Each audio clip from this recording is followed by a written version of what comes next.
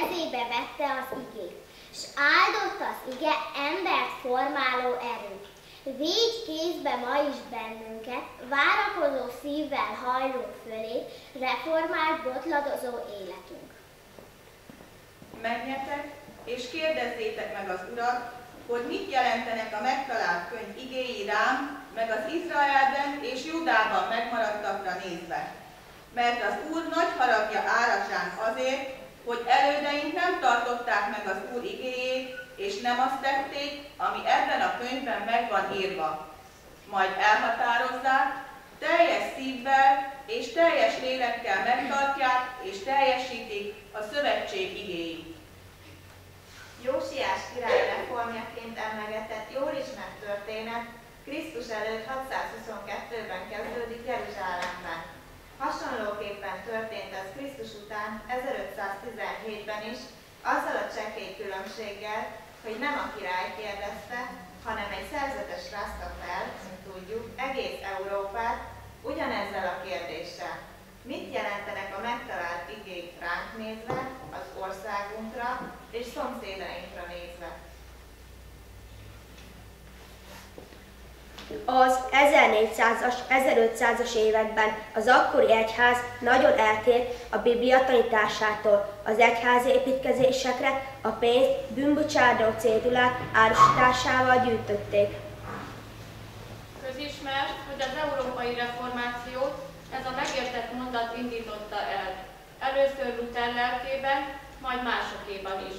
Kegyelemből van üdvösségetek a hit által, és ez nem tőletek van. Isten ajándéka ez, nem cselekedetekért, hogy senki se dicsekedjék. 1517. Wittenberg. Luther Márton Ágoston rendi szerzetes kiszegezte a vártemplomról 95 tétet. Néhány pont a 95 tétésből, amikor a mi Urunk, Mesterünk Jézus Krisztus azt mondja, térjetek meg, azt is akarja, hogy híveinek egész élete egyetlen, állandó és meg nem szakított megtérés legyen. Tanítsuk meg a keresztényeket arra, ha a szegényeknek adakozunk, az írségeseknek kölcsönzünk, jobban cselekszünk, mintha búcsúlevelet váltanánk be. Az egyház valódi kincse az Isten dicsőségéből és kegyelméből kapott legszebb evangélium. Nem akart ő más csak annyit, hogy vegye komolyan mindenki az írás, mely szerint a bűnt egyedül Isten bocsáthatja meg.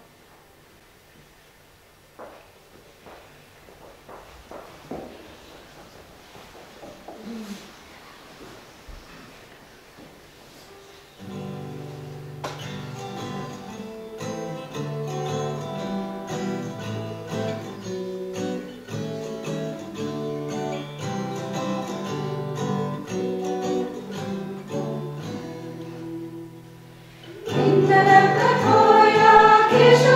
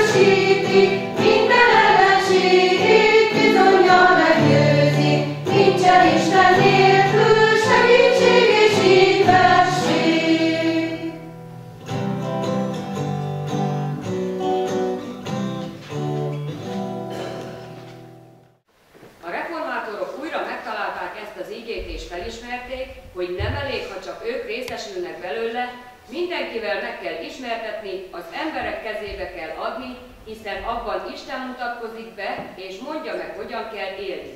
Ennek szolgálatába állították annak idején a könyvnyomtatást, ezért hoztak létre iskolákat, és nem nyugodtak, amíg a legszélesebb körben nem terjesztették az ige világosságát. 1500 évvel Krisztus után a reformátorok szembeszálltak az akkori egyház önkényes hatalmaskodásával, és az inkvizíció előtt Gályákon és Máriákon is arról a Krisztusról tettek tanú bizonyságot, akinek egyedül adatott minden hatalom mennyen és földön.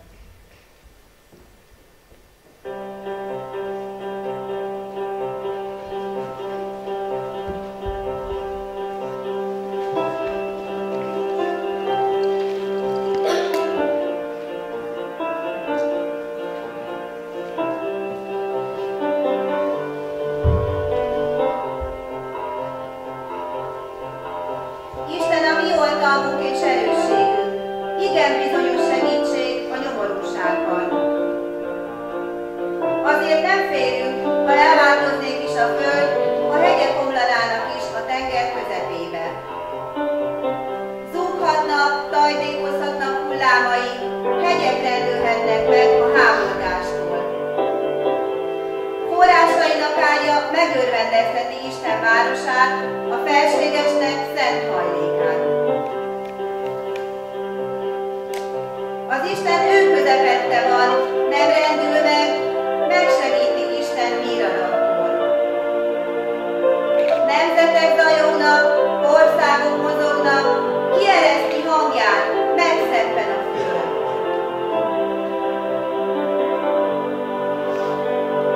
A seregek ura velünk van, Jákob Istene, a mi várunk.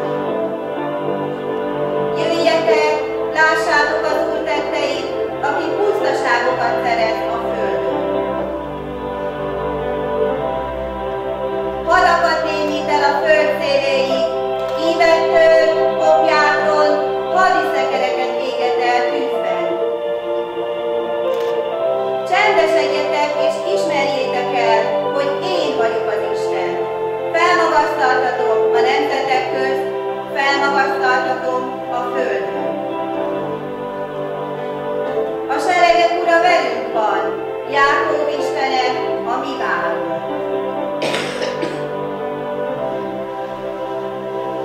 Jézus az én váram és menedékem.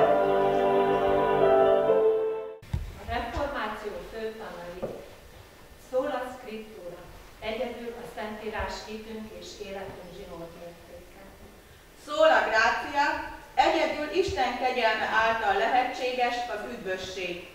Szól a Fide, egyedül hit által lehetséges üdvösség. Szólus Krisztus, egyedül Krisztus érdeméért lehetséges az üdvösség. Ő a megváltó és az egyedüli közbenjáró. Soli Deo Gloria, egyedül Istené a dicsőség.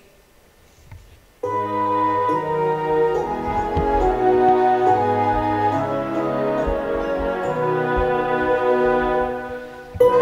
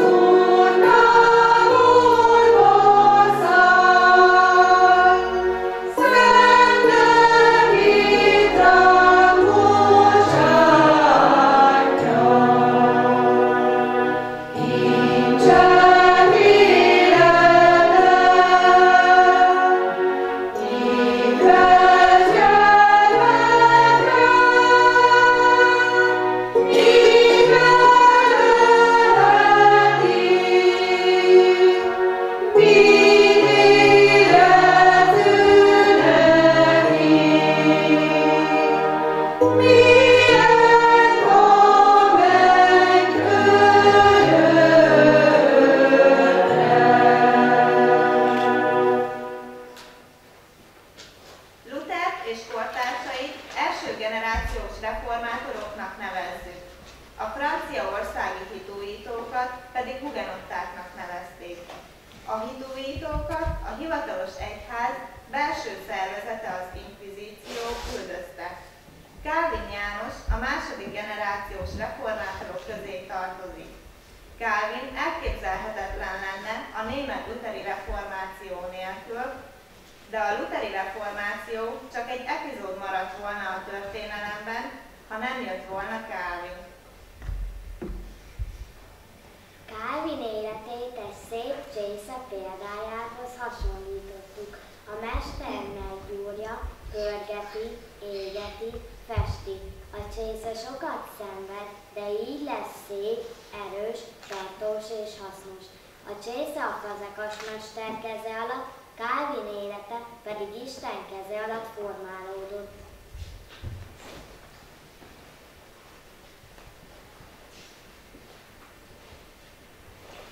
Muraközi Gyula, Calvin. Két arca van. Az egyik rám mered, mint büszke szőrszét nyüzsgő völgyfele, lelkünkbe néző lelkismeret. Dacos, kemény arc, gránitból faragták. Tekintete a végtelen szabadság. Belé csompulnak gyilkos, balga szabják. Századok fölött víraszt egyedül, magányos, büszke csönd veszi körül, lelkén az óriások gondjai. A másik arca szenvedő, szelíd. Hordozza titkon mások könnyeit. Magányok mély völgyébe rejtezik. Alázatos arc, remegő gyermek. Amaszt mi látjuk, földi emberek, ez csak az Úr a csillagok felett.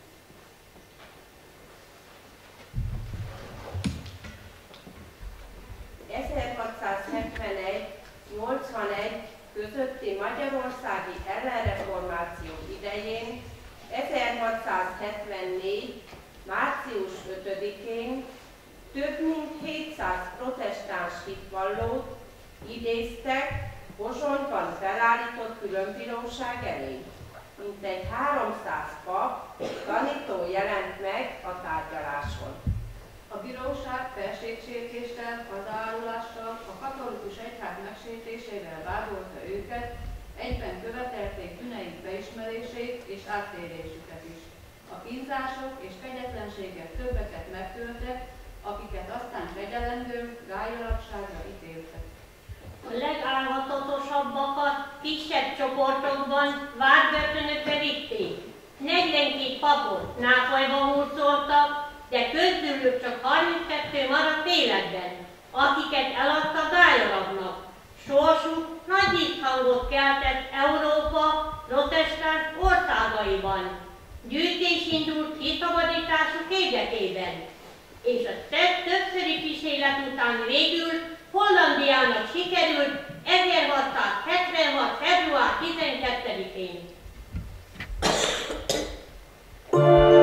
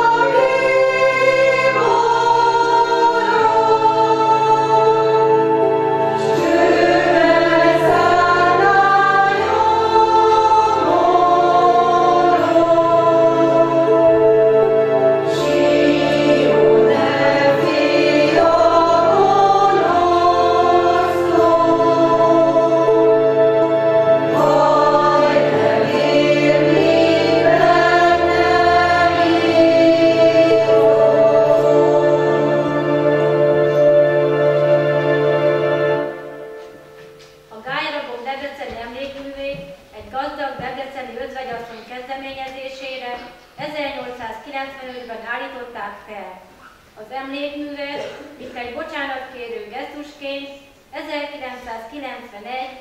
augusztus 18-án II. János Pál pápa is meghosszorozta.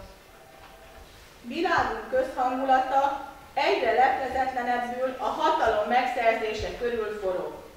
Nem csak a politikára igaz ez, hanem a teljes médiára, piacra, szórakoztatóiparra és ránk is. Az előbbiekre úgy, hogy a felsorolt rendszerek akarják birtokolni pénztárcáinkat, szavazatainkat, beszédtémáinkat, álmainkat. Ránk pedig úgy, hogy belőlünk és általunk épülnek ezek a rendszerek, mi működtetjük őket. Egyéni, apró önzéseink épülnek fel ezekké a rendszerekké. Ha van menekvés, akkor az imádság az, hogy testestől, lelkestől tulajdona lehessek annak, aki teremtett, megtart és bölcsen igazgat.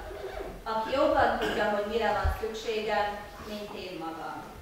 Ahol és amikor az emberek sokasága ilyen engedelmességgel adta oda magát Istennek, ott a történelemben jó dolgok keletkeznek. Az ige egyházának ma is ez a feladata. Csak akkor lehet hiteles, ha újra és újra megvizsgálja, hogy mit jelentenek ezek az igék rám nézve.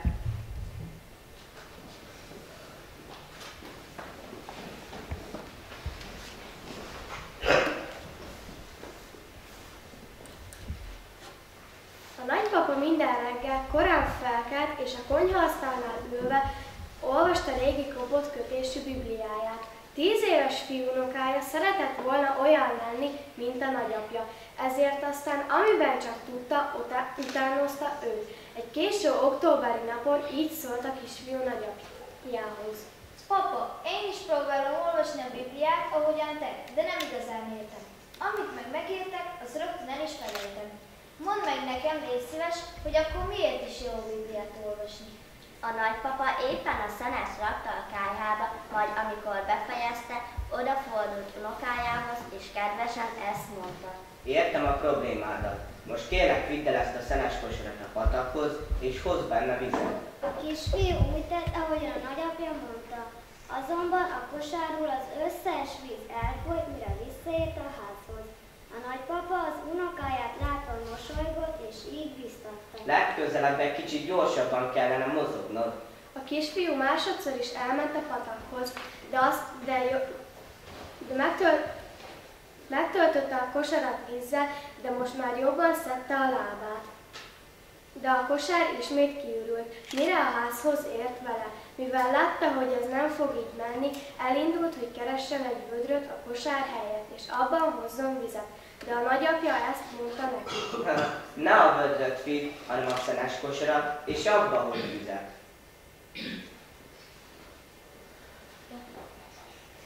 Ebből kifolyik. Tényleg úgy gondolod? Akkor nézd meg ezt a kosarat. A kisfiú megnézte, és valóban más volt, mint korábban. Ami ezelőtt fekete szénporos volt, a víztől tiszta lett. Kisunokám, pontosan ez történik akkor is, amikor a Szentírást olvasod. Lehet, hogy az olvasattakból elsőre nem értesz meg semmit, és nem fogsz mindenre emlékezni, de ha megalázkodsz Isten előtt, a kegyelmét kéred, a Bibliát odaszánt szívvel olvasod, az Isten igéje belülről kifelé fog megváltoztatni. Olvasd az igét te is minden nap. Nem csak kenyérrel él az ember, hanem mindazzal él az ember, ami az Úr szájából származik. Bódás János, református reformáció.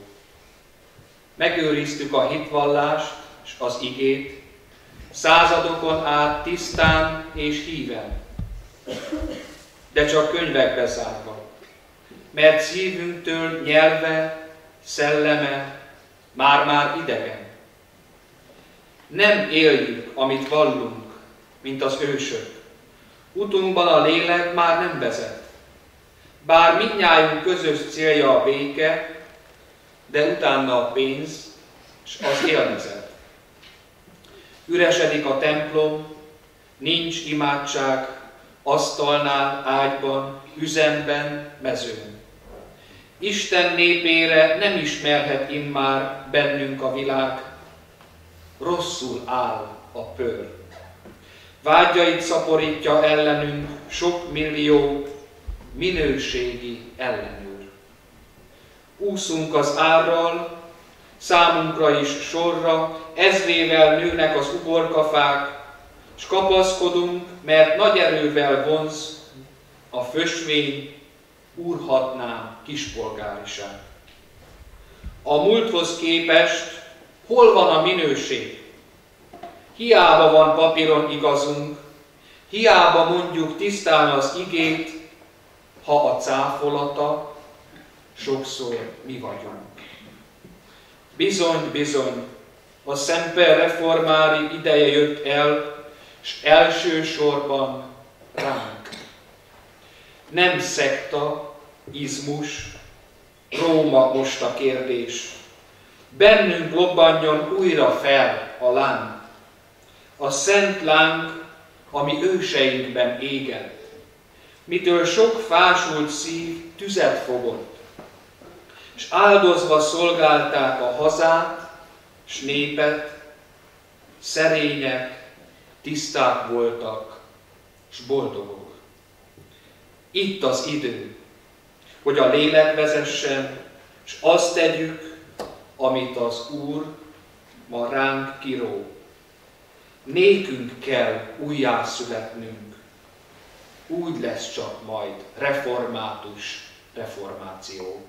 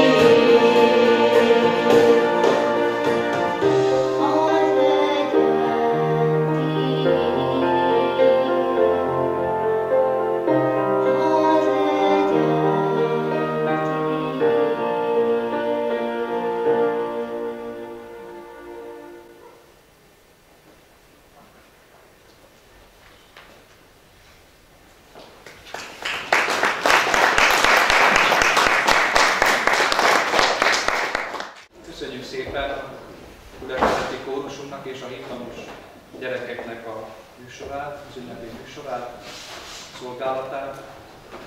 Szeretnék köszönetet mondani mindazoknak, akik eljöttek most a reformáció ünnepére, hogy együtt emlékezzünk reformátorainkra és a gályainkra is.